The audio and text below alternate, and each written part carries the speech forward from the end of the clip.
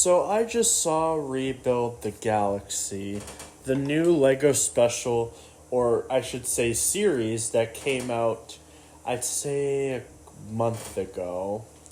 So originally when I saw the trailer for the series, I did not know how to feel about it. I just was done with Star Wars at that point. I'm still done with Star Wars at this point. But then the second trailer came out, and I was a little bit more invested with this project. And then I lost interest again and put it off for so long. And then I finally decided to check it out for myself. And it's fine. It's generic. It's nothing too special, but it's nothing horrendous. I'd say it's just average, and I'll probably forget it in like a couple years. So, what is this series about? So, the story for the series is basically this character known as Sig is this really boring guy who likes telling the events of the Star Wars saga to kids and other people. And we also get to meet his brother Dev, and they are nerf herders, and not just nerf herders like the term that is usually used.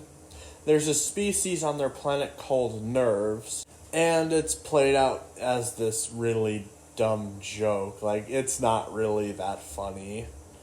Some people will say it's absolutely hilarious, but it really isn't.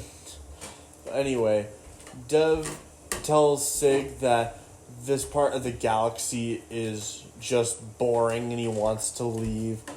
And then an incident happens where Sig reveals that he has been a Force sensitive for a couple years because he used the ability of the Force to build a platform for his brother because there was an incident that happened in the episode.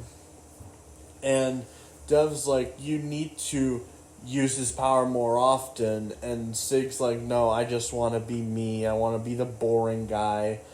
And then we also meet the character known as Yessie. And Yessie basically stole a New Republic X-Wing and damaged it because she doesn't like to have the slow life. She wants the fast life. And her dad's like, oh, you're going to be taking over the farm one day. And she's like, don't say that.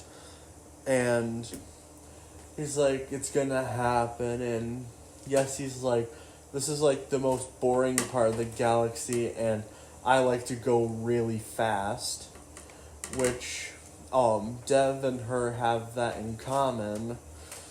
And then Dev tries setting up a party with Yessie, him, and his brother, but Sig is like, nah, I have other things to do, and he said have fun, which then there's a joke where Dev says it's usually funner when you aren't there, or something like that, or it usually is.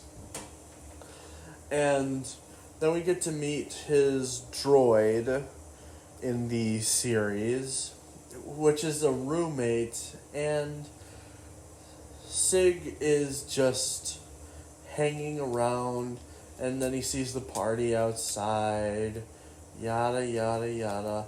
And then at some point, in one of their days' works, Dev mentions to Sig that him and Yessie are going to be leaving the planet because they want an adventure, which Sig is like, you're leaving me? And Dev's like, you could come with me. I don't want to be alone. I want my brother by my side. And Sig is like, no, I want to stay here. And then Dev makes the comment, why are you so scared of change? And Sig's like, sometimes change is bad. Maybe things are meant to be dull and boring. Or predictable, as he said. And then the ground collapses and they find an ancient Jedi temple where Sig and Dev go in, and they find this mystical piece in the temple that is out of place, and Dev's like, you should grab it, and Sig's like, we shouldn't tamper with it.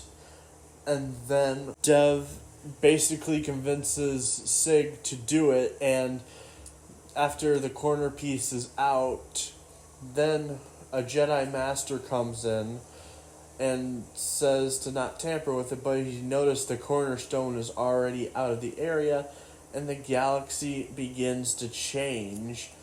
And Sig and the droid that he is with, oh yeah, the droids try to save Sig and Dev even though they were fine. This part was really stupid, and that's why the droid was there. And after the galaxy's reformed, Sig is like, where's Dev? And the droid and Sig go out, and they notice they're on a whole different version of their planet. Then sees a clone trooper, but then when the clone trooper comes by, it is an Admiral Akbar clone, or clones, I should say. And then, after we find out they're part of the Empire, Yessi comes and defeats them, and Sig's so happy, and Yessi's like, do I know you? And he's like, yeah, you're friends with my brother. And then Sig and this new version of Yessi go to further on the planet, and they see Dev, and it turns out Dev in this universe is a Sith Lord. Sig is basically surrounded by clones and Darth Dev, which stands for Darth Devastator. Oh my gosh, that is a bad name. Like, the only character that I'm okay with the name Devastator that sounds cool is Devastator from Transformers. A Darth Devastator just doesn't work. It sounds like a very fan-fiction-y name for a Sith Lord. But who knows? Who cares? Anyway, then the episode ends off with the Jedi Master from the temple, or known as Jedi Bob, revealing himself and saying that we're going to go save your friends. And then the next episode continues off from that, and Sig reveals that he went to a temple and everything changed, and Sig's like, I've been looking for that temple, and what you find, which after some Sith, him using his powers on Yessi, he reveals that he had discovered the cornerstone, and Darth Dev's like, ooh, yes, I want that. And then Jedi Bob comes in and basically takes down the clone troopers and helps Sig escape. Same with Yessi, they leave. Oh, and also, we find out the Gonk droid told Jedi Bob everything, and the reason that the Gonk droid and Sig remember all the things that happened in the previous galaxy was because they were inside of the temple, and it shielded them from all the change. Which I guess it makes sense, but at the same time, here's a nitpick.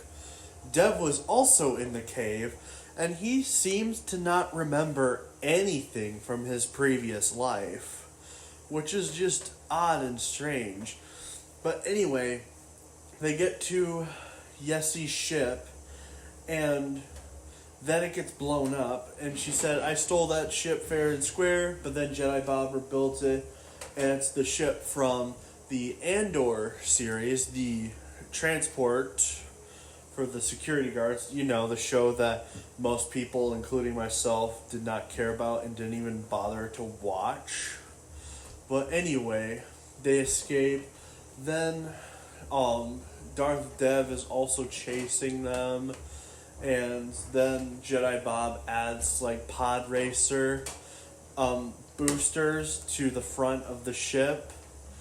And then they escape, and while they're in space, Jedi Bob explains to Sig that he's a Force builder, an ancient group of Jedi who built the galaxy and then also introduced the Sith Force Breakers, which this sounds so stupid. Like, I know it's a Lego special, I know, but at the same time, this was never a thing in the previous Lego specials, like, at all. So I don't know where this idea came from. And just hearing the word Force Builder and Force Breaker makes me think that we're in a Lego movie. Which, that's fine for the Lego movies, because they're a parody of a child's imagination. But this is not those Lego movies. It's like the old specials that they used to make in the early 2000s for Lego Star Wars. Anyway, Jedi Bob then tells Sig that he should upgrade his droid because he's a pile of junk who can't even recharge himself. And he suggests like shielding or going really fast. But then he gives the droid the ability to speak, and I did not like this character whatsoever. I know some people liked him, or mostly bombastic or something like that. A guy that I really don't even like that much. I find him very irritating. But anyway, just after the droid started talking, I'm like, nope. Because I was fine with him just being an ordinary gonk droid. He was fine, even though he was stupid in that one episode where he was trying to help but then ended up knocking Sig and Dev off. And then our main leads go to the planet of Tatooine, where Sig mentions that this is the perfect place. This is where the best hero of the galaxy, Luke Skywalker, lived. Hey, what are you saying about my boy Anakin? He was a hero too, even though he fell to the dark side. But still, he was on Tatooine as well. And we see this version of Luke is in a pod race, and Luke uses his Force abilities to mess with the other players so that he can win. And basically, Jedi Bob and Sig kind of call out Luke for his bluff because they need him. And then Sig, Jedi Bob, and Luke are in the Mos Eisley Cantina, but droids are there. I guess this universe, droids are allowed in the cantina. Cool. And then Sig explains the story of his galaxy, the main galaxy. And Mark Hamill's Luke, I guess Mark Hamill did have a fun time probably doing this part where he's like, so let me get this straight. So I live on a galaxy, I become a Jedi, I save my father where he becomes good for like 5 minutes and then dies. Then my nephew betrays me and then I die on an island all depressed. I bet he had fun with that, knowing that since we know he didn't like The Last Jedi. And then Jedi Bob's like, good job, Sig. You really sold it. Which I will admit, that did make me crack up a bit.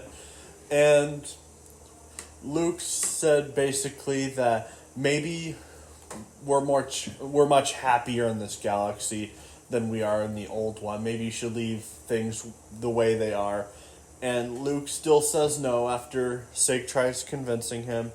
But then Sig notices that Yezi is speaking with Maul, which in his timeline, of course, is the is a Sith Lord, but in this universe he appears to be the Lando of the universe, and Sig doesn't trust him because of how Maul is in his timeline. And then after they see Maul press a button, Sig's like, I told you he was evil. And this is like from a far distance, just keep in mind, because yeah, we'll get into that later. So then Sig tells the droid and Jedi Bob to leave, at which Jedi Bob's like, if you think initials are going to work, that is not happening. I don't do initials. But then they are surrounded by Akbar clones and Darth Ray. And Darth Ray is like, give me the cornerstone, and Jedi Bob and her fight, yada yada, and then Sig traps her in a box, but then the Millennium Falcon comes down, where it has a bunch of Sith Lords, which the droid says maybe in this universe there can be multiple Sith Lords, and we get Darth Nubs, Darth Kit Fisto, Darth Rose, which I'm actually surprised they went with Rose, because I know Disney called everybody sexist and racist for not liking the character of Rose. And it turns out it's the original person who did Rose in The Last Jedi. I mean, like, nothing against Kelly Maureen Tran. She seems like a very nice lady in person, but her character was garbage. And anyway, then there's also a bunch of other Sith. Apparently Darth Juno is one, and of course the one Sith Lord that people kept speculating forever since the prequels came out, Darth Jar Jar. And then Darth Dev comes in, or Devastator, and he's like, give me the cornerstone or else. And then eventually there's a force battle with who gets the cornerstone with Jedi Bob and Darth Dev, and that's the end of the episode, where the next episode immediately opens up with Darth Dev in the same place with Jedi Bob, but then Jedi Bob turns away because he notices that Sig is in trouble because of the other Sith Lords, including Darth Jar Jar, and then Darth Devastator pushes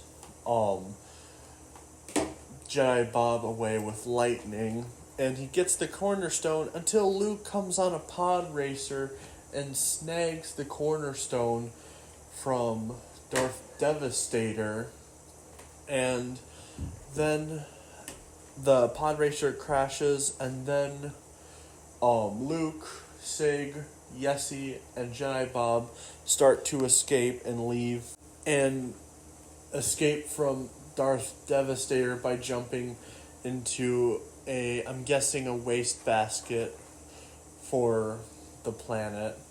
And they think they escaped, and Luke starts leading them to a new direction, but then Darth Jar Jar comes in, and he said he's going to be the one to bring Darth Dev the cornerstone, and that he's the Phantom Menace all along. And then, of course, Jedi Bob brings down giant fish creature skeleton on Darth Jar Jar, and then he makes a joke, Darth Jar Jar, how ridiculous. And then Luke says we need to get off here, and then Sig's like, you're coming with us, and Luke's like, yeah, like, even though I had everything that I wanted, just this planet is like way too big for Luke Skywalker. And a detail I didn't notice until I was looking back on the episodes was there are two lights that were resembling the two suns of Tatooine for the first scene that we got to see Luke in A New Hope. Then we transition to space, and Luke's like, by the way, I'm not paying for fuel. And Sig's like, didn't you get a lot of money from the race? And Luke's like, yeah, but that's Luke's money. And Jedi Bob's like, we can't run forever. So then Sig suggests maybe we should try finding the Jedi because the rebellion isn't going to help them for some reason. So then they try to use the Force to find the Jedi and eventually find the Jedi on some planet with a sandcrawler vehicle with the Jawas combined with a AT-AT. And Yessie says that the Jedi in this universe are very different, and Sig's like, they'll still help us. And then we get a Palpatine Jedi going, we will not help you. And Sig's like, what? But you're Jedi! And Vader's like, Master, maybe we can try helping them. And Palpatine makes a joke, I should have never granted you the rank of Padawan. Which, okay, I'll admit, that's a funny little reference to Anakin not becoming a Jedi Master in the prequel trilogy. And we also get to see other Jedi besides Vader and Palpatine, like a Jedi Count Dooku, the Stormtrooper chick from Rise of Skywalker, Jabba the Hutt, Cad Bane is a Jedi, and Lobot, I believe. Which, I'll admit, was pretty cool. I actually wouldn't mind if they did a minifigure of Jedi Dooku, because we could use it like the Jedi outfit before Dooku became a Sith Lord in main content. Never mind, it's a collector's thing. But anyway, Palpatine then explains that Darth Devastator became too powerful for them to handle, so they basically are hiding from Devastator and his empire. But then Sig's like, the Jedi would have helped people in my universe, or galaxy. I hate how they use the word galaxy. Like, how they're like, I'm from another universe. It's really cringe how they do it. But anyway, let's move on. The Jedi then say, fine, we'll help you try to find this temple, because Sig mentions that there's like a temple that the Cornerstone goes to because he has it, and they think it's a myth, yada yada. Then Palpatine explains that the only way to find the Force Builder Temple is to use the Force to find a location. Then we transition to the Sith, and Darth Devastator is disappointed in his apprentices and says that the only thing that they would be looking for is the temple for the Cornerstone, but Darth Ray or Rose is like, how? But you said it could be anywhere, and Devastator's like, Sig will find it somehow, and also I know things because I have someone amongst their ranks, and they have no idea that the rebellion is already lost. And then we transition to the planet that the Jedi are on, and we have a ship coming in. We think it's a Sith ship, but then it turns out it's Leia in this universe, and she's here to help out with the Jedi and Sig and Jedi Bob and Yessie. And Yessie's like General Leia, Senator Leia, Princess Leia, basically all of her nicknames through the whole saga. And Leia's like, just call me Leia. And Yessie introduces herself, and Leia's like, I'm aware of who you are, you have a reputation, which then Yessie's like, sorry that I got all these rebellion people captured. And then Leia's like, it's fine, we've all made mistakes, and it's how we act now to change them. And then Yessie's like, how'd you find us? And Leia's like, one of my operatives told me your location, and it turns out to be Maul in this universe, which Maul's like, I contacted the rebellion as you said, but then you were gone, so silly, yada yada. And then Yessie's like, I knew Maul wasn't a bad guy. And then we go into the Jedi vehicle. Sig is trying to find the Jedi Temple, the Jedi Temple for the cornerstone, and it turns out it's on Dagobah in a cave, and then Sig has this vision of him joining the dark side with his brother, and then he emerges and then tells the Jedi that the temple for the cornerstone is on Dagobah, which they mentioned. Dagobah is one of those systems that is under the control of Darth Devastator, and it would be impossible to get on Dagobah. Palpatine said that basically the rest of the journey is on your own, and if he survives, let him know. And then Sig tries convincing the Jedi to not be scared anymore and to go help the rebellion to defeat Devastator and his Sith army, which then, after some convincing, Palpatine's like, fine. And the Jedi ask, how do we plan to help out? And Jedi Bob said, you're going to go to the blockade and distract Darth Devastator while me and Sig go to the temple to put the cornerstone back. And Palpatine's like, we're going to need a brave pilot who's the fastest in the galaxy. And then Leia comes in and's like, I have both. And then we get to see Slave 1, where Han Solo comes out of Slave 1 in Greedo's clothing, if you know where this is going. And the droid's like, it seems that Han and Leia's relationship is about the same in this universe, but then she goes past Han and goes by Greedo instead. Apparently they're a thing, and the droid's like, never mind. And then Sig's like, you're Han Solo.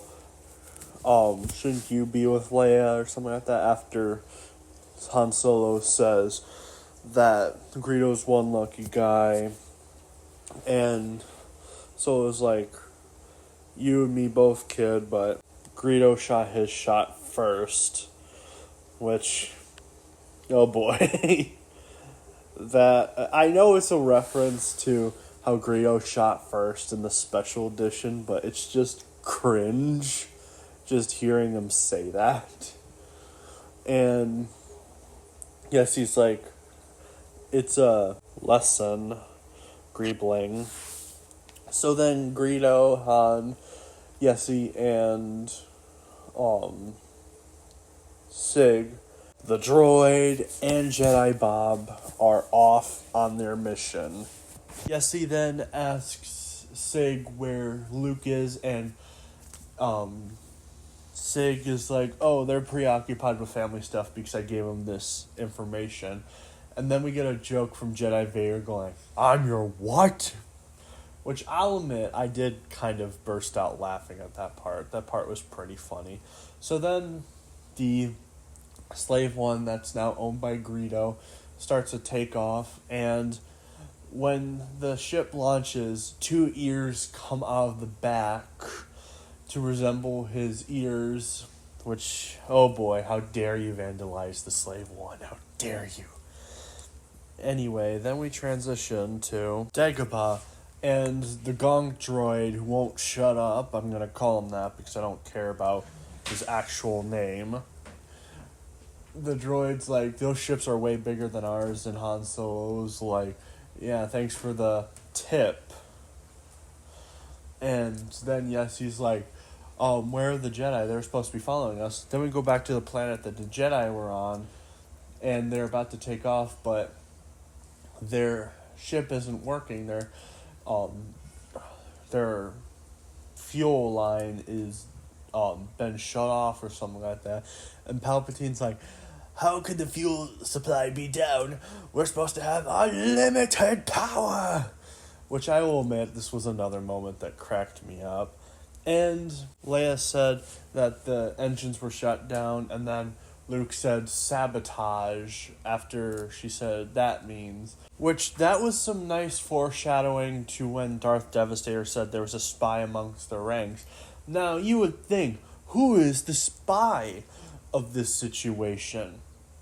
Which, I will get back to that in a bit. Anyway, we go back to Dagobah, where they are trying to get to the planet. Han Solo's like, it would be nice to have backup, but then Greedo suggests turning back, but Jedi Bob's like, we can't turn back, we must return the cornerstone. And then Yessi puts the ship's power drives into full gear, then turns them off so the Empire can't detect them. Then they land. So after they land, they go outside, and Yessi notices that there's a prison on Dagobah, and all the rebellion members that got captured because of her incident are all there. So Yessi's like, I can't leave without them, and Jedi Bob's like, you're blowing the mission or jeopardizing the mission, and Sig's like, it's fine, you can go get these rebels out while me and Jedi Bob go get the cornerstone back where they go. So they go in their own separate ways. Then we transition to Jedi Bob and the droid and Sig.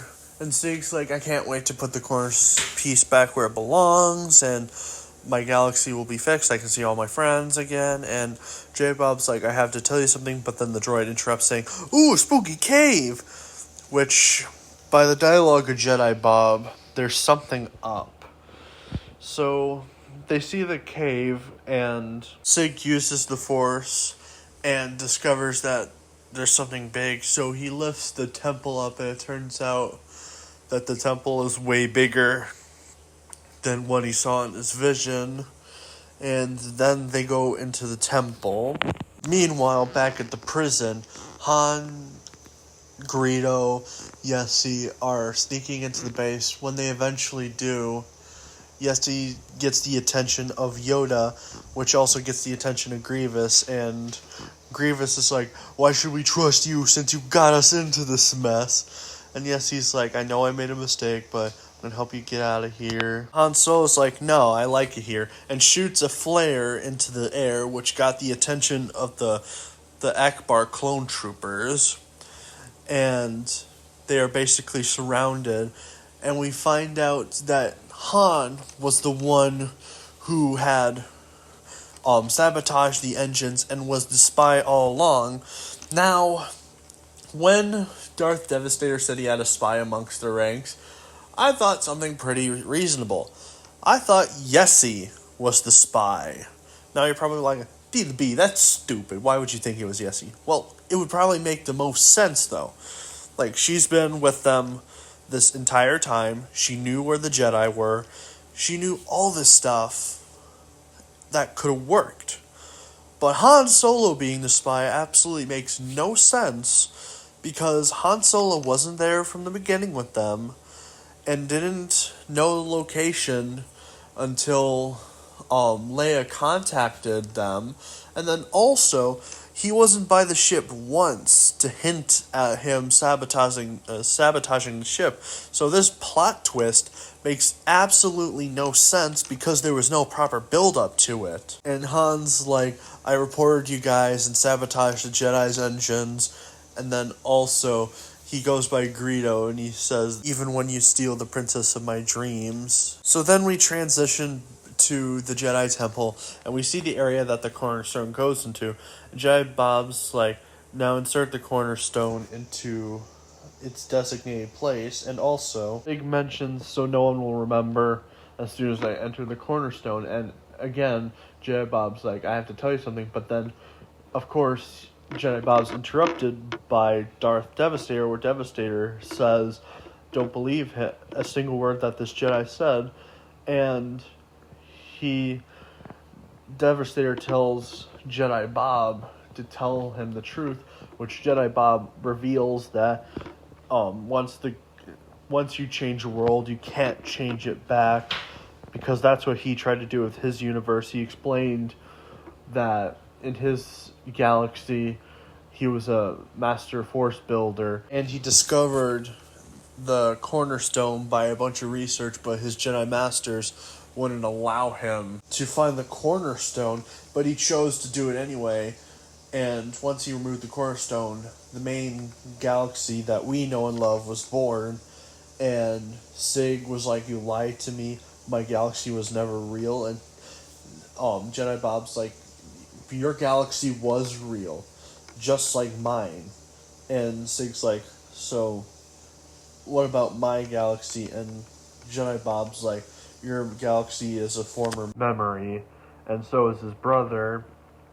And Devastator's like, the Jedi are manipulators, and if you join me with your power, with your force building and my Sith breaking, we could rule the entire galaxy, and we can work together. And Sig's like, I want my big brother back, and says that his brother is consumed with hate, and Dev's like, the family I have ever known is hate, and he's begins to use the Force to throw stuff at him, where Jedi Bob is knocked back, and Dev is like, he lied to you, and he said this is his last chance, and don't make him break you. And then the droid tries getting in the way of Devastator's attack, which he ends up breaking the droid into like thousands of pieces. Devastator, which I was okay with. That was the best part. Jedi Bob tries going to Sig, but then Darth Devastator pushes him back. Darth Devastator says that Sig is lost, and Sig's like, I was supposed to save the galaxy, and Darth Devastator's like, you still can, give me the cornerstone and I'll make sure he lives. So Sig gives him the cornerstone, and Jedi Bob's like, no, and Sig's like, I'll save you, Jedi Bob. And Devastator's like, the power of the cornerstone, I can feel the power, and Jedi Bob's like, I won't let you, and Darth Devastator just brushes him away with the Force. And he tells Sig to come on. Sig's like, what about the temple? And Darth Devastator's like, we don't need the temple. I have bigger plans for the cornerstone. Now come on. And then the episode ends with seeing a ship, a giant ship that seems to be a combination between a Star Destroyer and Jabba the Hutt ship flowing through space. And that was the episode. Now on to the final episode. Thank goodness. The episode starts off with Devastator going to Vanessa, the planet that they both were on. And Darth Devastator says, with his power and his brother Sig's power, they can use the cornerstone with the power of the ship, the Separator, and change anything they want to about the planet. So Darth Devastator goes by the cornerstone, also uses the Force to have Sig on the cornerstone to help him change the world, and Vanessa is changed back from the new version of it to the old version. And Sig is like, what'd you do to Vanessa? And Devastator's like, this is what you wanted from Vanessa, and it's the way how it used to be, your desires, and also you get your brother, which now you have both. And Sig's like, I don't know how to feel about this. I'm very conflicted right now. So then the two brothers head to Vanessa. Meanwhile, we go back to Dagobah prison, where the rebellion has a plan, well, the captured ones. So Yoda starts acting like he is ill, which then Mon Mothma goes to two of the Akbar clones, and the Akbar clones examine Yoda very closely, but then Yoda starts attacking the clones and made the joke, a trap this is. And Mace Windu also makes the comment that we're just getting started, and they begin to fight in the prison. Then Greedo and Yessi then escape the prison, and the other rebels, Yoda, Grievous, and Mace Windu, and the others are surrounded, and Han Solo is like, nice try, but the rebellion is now dead. And Yoda's like, sure are you? And Han Solo pulls out his blaster, but then the Dark Falcon comes in and blasts the security cannons, and yes, he's like, this is the part where you surrender, which then Han Solo then throws his blaster. Then we transition back to the two brothers going back to their planet, Vanessa, and everything is pretty much the same as Sig remembered it. And Devastator said this is a gift for him, and then Sig's like, you're giving me mixed messages.